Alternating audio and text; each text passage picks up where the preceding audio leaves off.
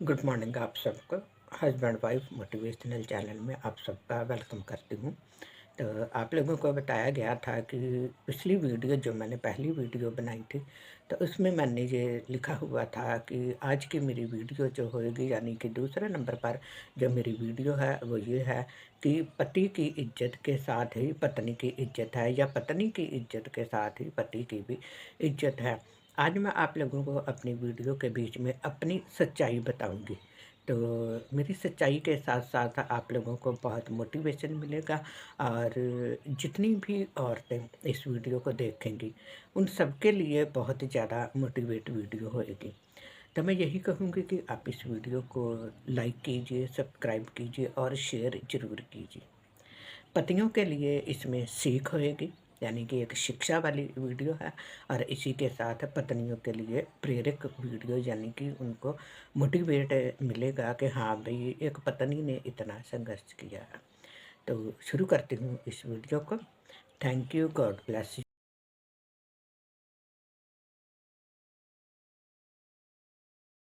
You. आप लोगों को बताना चाहती हूँ कि आप लोगों ने जो मेरी प्रोफाइल पिक देखी होगी ऊपर, उस प्रोफाइल पिक में यानी कि मैंने नर्स का यूनिफॉर्म डाला हुआ है, क्योंकि मैंने नर्सिंग की हुई है। और इस नर्सिंग के बीच में मैंने अपनी लाइफ में बहुत संघर्ष किया है।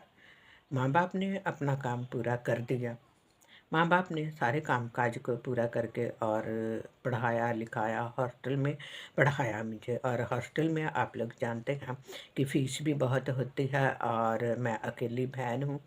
3 भाई हैं मेरे, और मेरे पापा भी मुझे बहुत प्यार करते थे। और पापा तो अभी भी हैं, लेकिन मम्मी नहीं है। तो आप लोगों को बताना चाहती हूँ कि मेरी मम्मी का जो संघर्ष है, मेरी मम्मी ने के मन में यही बात थी कि मैं भी इसको नर्स की ट्रेनिंग करवाऊँगी। तो नर्स की ट्रेनिंग के साथ साथ उन्होंने जॉब पर भी मुझे लगाया। वहाँ से मेरी शादी हुई, लेकिन शादी के मामले में एक गलती हो गई जो मैं आप लोगों को लाइव के बीच में बताऊँगी। लेकिन मैं आप लोगों को बताना चाहती हूँ कि मेरा ससुराल परिवार बहुत अच्छा था, लेकिन मुझे दिक्कत कहाँ पर आई कि आज मुझे यूट्यूब पर भी आना पड़ा। मेरी शुरू से हैबिट रही है कि मैं हमेशा सच्ची बात बोलूं, और मेरी सच्ची बात कभी भी किसी को पसंद नहीं आती थी।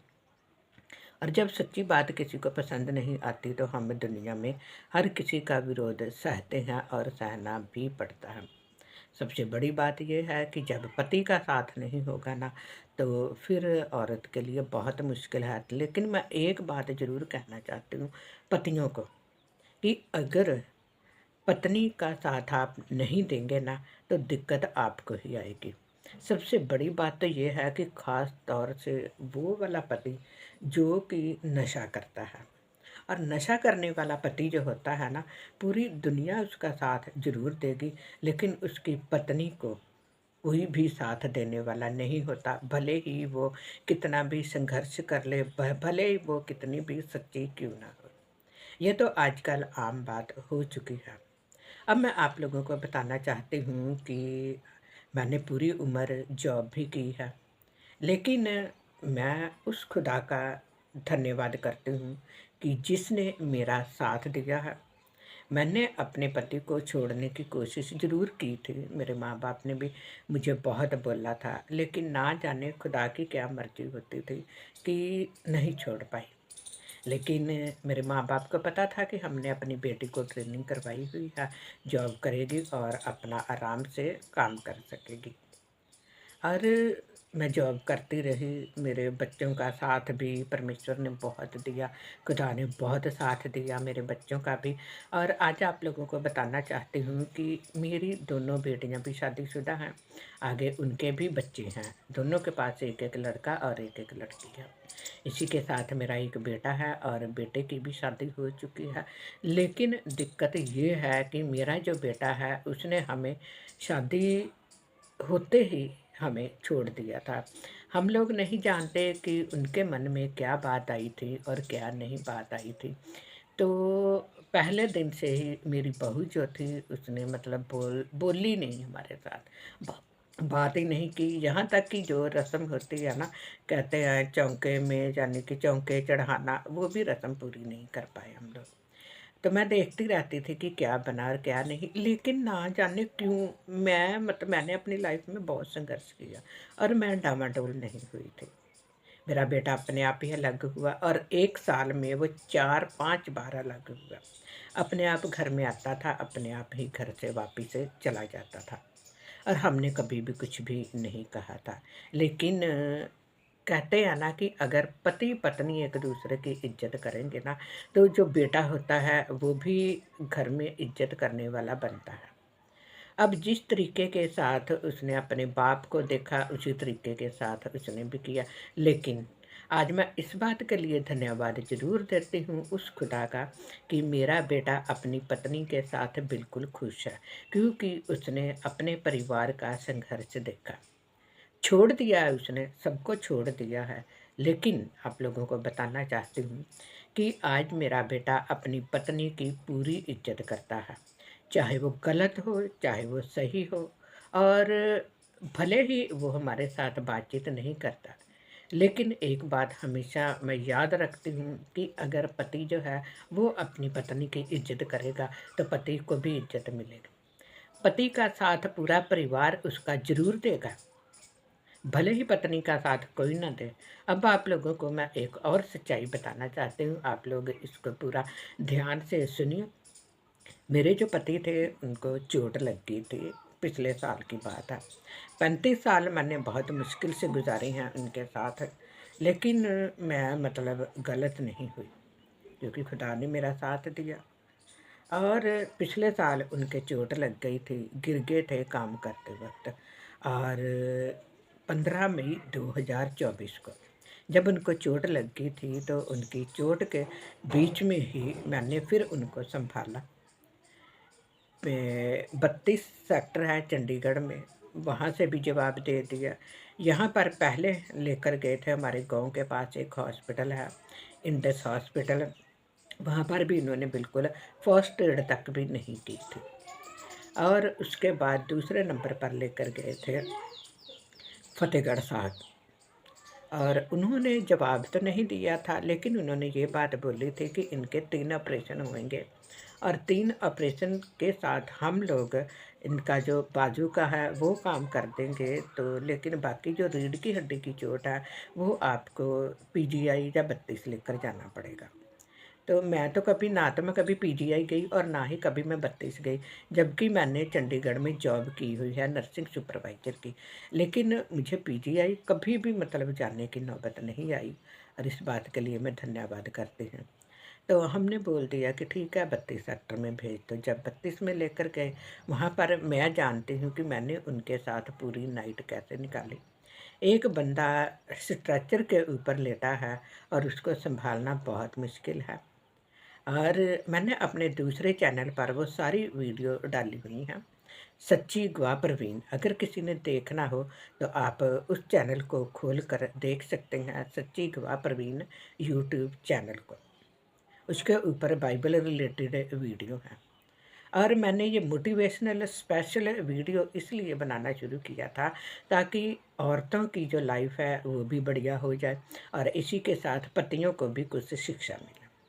अब 32 सेक्टर वाले जो थे, उन्होंने रात को एक अलग से रूम में डाल दिया। पूरी रात खड़े होकर हमने निकाला। अब 59 की एज में मैं कहाँ इतनी खड़ी हो सकती, और 3 दिन मैंने अपने पति के साथ हॉस्पिटलों में गुजारे। अब मुझे पता मैंने कैसे टाइम निकाला। और आप लोगों को बताना चाहती हूँ कि उस दिन 32 सेक्टर के बीच में इतना मन दुखी हुआ था, जब मेरे हस्बैंड ने बोला कि वो देखो ऊपर लिखा हुआ है सर्जरी, कहते कि ये तो मेरा ऑपरेशन करेंगे। मैंने बोला कोई बात नहीं। अब मेरा भी इतना मेरा दिमाग नहीं था, 24 घंटे मैं उनके बारे में सोचती रही कि ये क्या बना, ये क्या बना। और जब मैंने देखा उनको, तो मैं गई, मैंने वहाँ पर देखा, वहाँ पर लिखा हुआ था सर्जरी, और ढेरों मरीज वहाँ पर पड़े। मैं डॉक्टर के पास गई और मैंने डॉक्टर को बोला कि क्या बात है उस रूम में आपने डाल दिया। आप लोगों को पता है कि पीजीआई और चंडीगढ़ में तो किसी से भी बात नहीं कर सकते, और ये लोग बिल्कुल भी सच्चाई नहीं बताते। तो जैसे ही मैंने डॉक्टर को बोला तो डॉक्टर कहने लगा कि इनके 3 ऑपरेशन होंगे और हम नहीं जानते कि कब बारी आएगी ऑपरेशन की। 1.5 महीना भी लग सकता है, 1 साल भी लग जाता है। लेकिन 3 ऑपरेशन होने के बाद भी इनकी कोई भी गारंटी नहीं है। अब देखो, आप लोगों को एक बात बताना चाहती हूँ, गिरने से पहले। मैं अपने हस्बैंड को बहुत समझाती रही कि आप लोग सही ढंग से चलो। बहुत ड्रिंक करते थे, बहुत समझाया, लेकिन इनको कभी भी किसी बात का भी असर नहीं होता था। और पूरे 35 साल के बाद इतना बड़ा झटका उनकी लाइफ में लगा। और मैंने वहाँ पर डॉक्टर को ये बात बोल दी कि अब आप 3 ऑपरेशन भी करोगे और कोई गारंटी भी नहीं है। तो मेरे हस्बैंड कहने लगे कि आप फिर हमें छुट्टी दे दो, हम नहीं यहाँ पर रहेंगे। मैंने भी बोला ठीक है, लेकिन मैं घबराई नहीं, क्योंकि मैं तो ऑलरेडी मैंने नर्सिंग की हुई है। और आप लोगों को बताना चाहती हूँ कि नर्सिंग किए का फ़ायदा मुझे क्या हुआ था।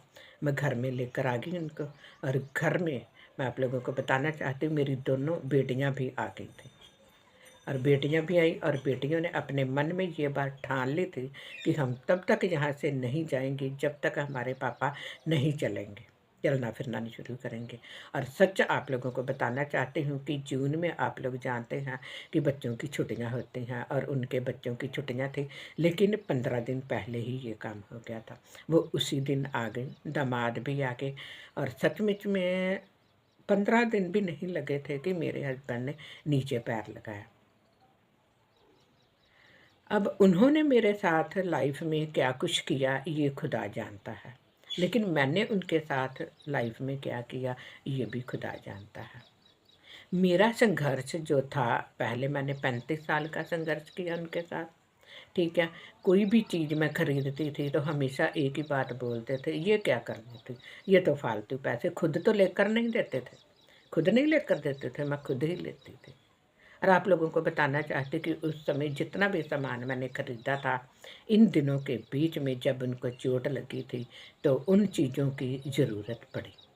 बहुत सी ऐसी चीज़ें हैं, जब मैं लाइव करना शुरू करूँगी ना, तो मैं एक एक चीज़ की आपको जो मेरे पास बची हुई हैं, मैं उनकी फ़ोटो ज़रूर मतलब खींचूँगी, और आप लोगों को एक वीडियो भी बनाकर बता दूँगी, और लाइव के बीच में भी आप लोगों को ज़रूर बताऊँगी। और मेरा जो संघर्ष था, आज मेरे पति भले ही खुदा ने मेरा साथ ज़रूर दिया है, लेकिन खुदा जब तक इंसान को इस्तेमाल नहीं करता तब तक वो किसी भी काम को पूरा नहीं करता। अब एक और बात आप लोगों को बताना चाहती हूँ। सिटी में रहकर मैं हमेशा कहती थी कि हम लोग दूध जो है रखकर और मलाई निकालेंगे, और मैंने वो काम वहाँ पर कभी नहीं किया था। यहाँ पर आके हम लोग 100 रुपये का दूध लेते हैं, 2 दिन रखते हैं, उसमें से मलाई उतारते हैं, और फिर मैं उस मलाई में से घी निकालती हूँ। और आप लोगों को बताना चाहती हूँ कि वही जो घी है वो हम घर में इस्तेमाल करते हैं। और इस वक्त हस्बैंड की वजह से बहुत सी चीज़ें मुझे भी छोड़नी पड़ी, और उनको ठीक करने के पीछे मुझे बहुत कुछ करना पड़ा। लेकिन डॉक्टर्स के पास दोबारा नहीं गए हम लोग, घर में ही मेहनत की, क्योंकि मैंने ऑलरेडी बहुत से घरों में पेशेंट केयर का काम भी किया हुआ है। जब हम लोगों ने अपने इन हाथों से दूसरे लोगों को ठीक किया, तो क्या हम अपने पति को ठीक नहीं कर सकते? तो मैं पत्नियों को ये कहना चाहती हूँ, घबराना नहीं है। जब खुदा पत्नी का साथ देता है ना, तो दुनिया सारी उसके आगे फेल हो जाती है। अब यहाँ पर गाँव वाले मेरा संघर्ष जानते हैं, मेरे रिश्तेदार मेरा संघर्ष जानते हैं, और ये बात रिश्तेदारी में बहुत ज़्यादा प्रचलित हो चुकी है कि जितना मैंने, मेरे लिए बोलते कि जितना इसने दुख सहा, उतना ही आज उसको दुख सहना पड़ रहा है। और बताना चाहती हूँ कि आज तक भी मेरे पति जो है वो पूरी तरीके से ठीक नहीं है।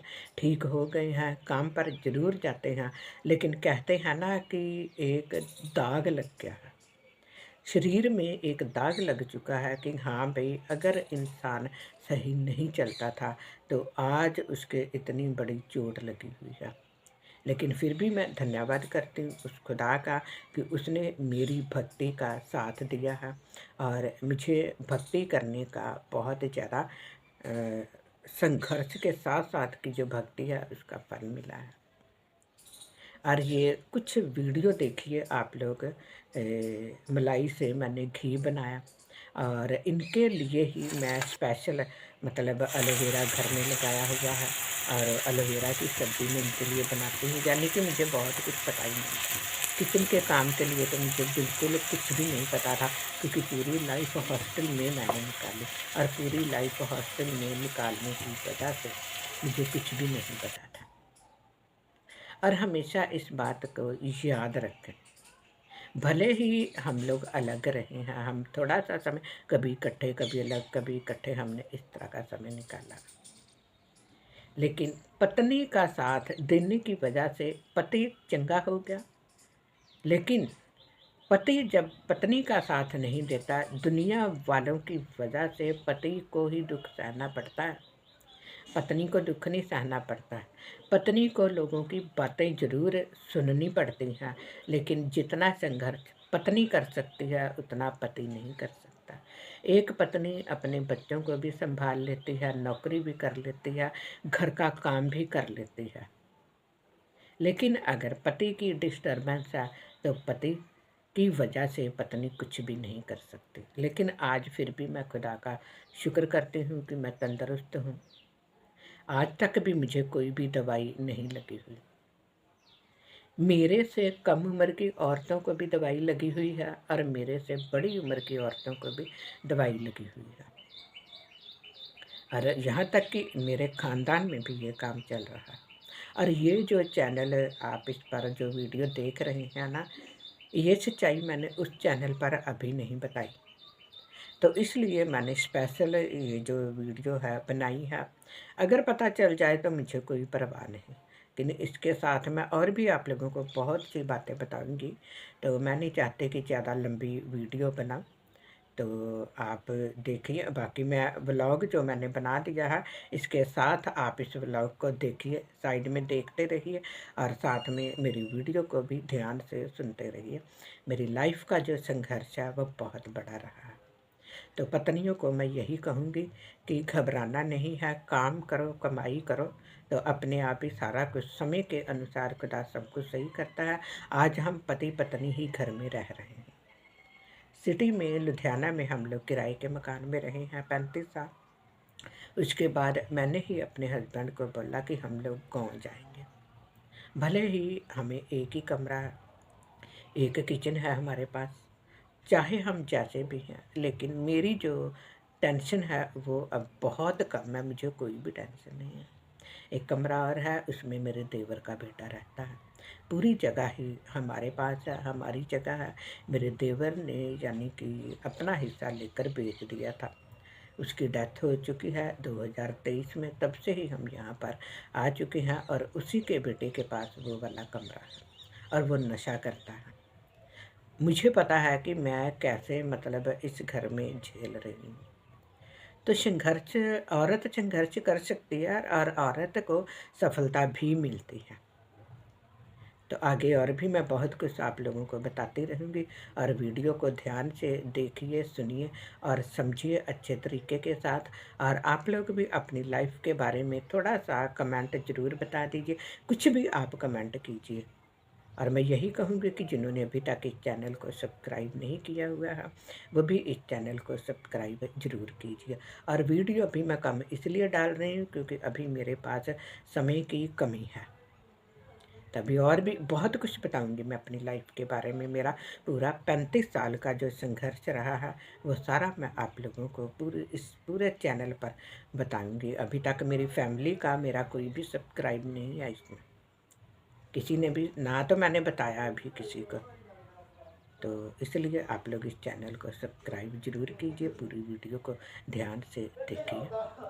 तो गॉड ब्लेस जो जितने भी लोग इस वीडियो को देखें।